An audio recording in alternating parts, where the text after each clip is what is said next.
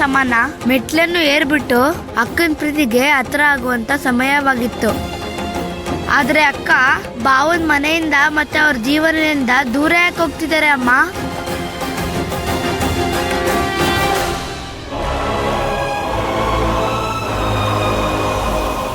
ನಿಂತ್ಕೋ ವೈನಿಧಿ.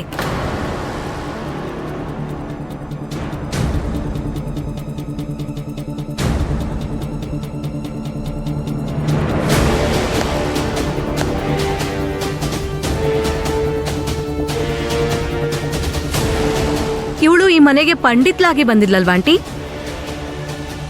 ಇವಳು ಮಾಡಿದ ಕೆಲ್ಸಕ್ಕೆ ದಕ್ಷಿಣ ಸಿಗ್ಲಿಲ್ಲ ಅಂದ್ರೆ ಈ ಪೂಜೆ ಹೇಗ್ ಪೂರ್ಣಗೊಳ್ಳುತ್ತೆ?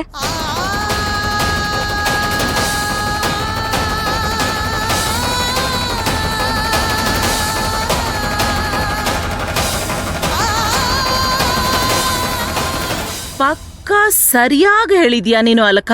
ಅದ್ರಲ್ಲೂ ಈ ಪುರೋಹಿತರು ಇದಾರಲ್ಲ, ಹೆವಿ ಭಕ್ತಿಯಿಂದ ಪೂಜೆ ಗೀಜೆ ಮಾಡಿದ್ದಾರೆ. ಇವ್ರು ಕೇಳಿದಷ್ಟು ದುಡ್ಡನ್ನ ನಾವು ಅಂದ್ರೆ ಇವ್ರು ಕೇಳಿದಷ್ಟು ದಕ್ಷಿಣೆಯನ್ನ ಕೊಡ್ಬೇಕಲ್ವಾ ನಾವು? ಹಾಗಾದ್ರೆ ಹೇಳು ಯಶೋದ್ರ, ಏನ್ ದಕ್ಷಿಣೆ ಕೊಡ್ಬೇಕು? ಊರ್ಮಿಳಾ, ಏನ್ ಮಾತಾಡ್ತಿದ್ಯಾ ನೀನು? ವೈನಿಧಿ ಅವಳ ಹೆಂಡತಿ ಧರ್ಮನ ನಿಭಾಯಿಸಿದಾಳೆ. ಅವಳು ನಿಸ್ವಾರ್ಥ ಮನಸ್ಸಿಗೆ ಅವಮಾನ ಮಾಡಬೇಡಿ.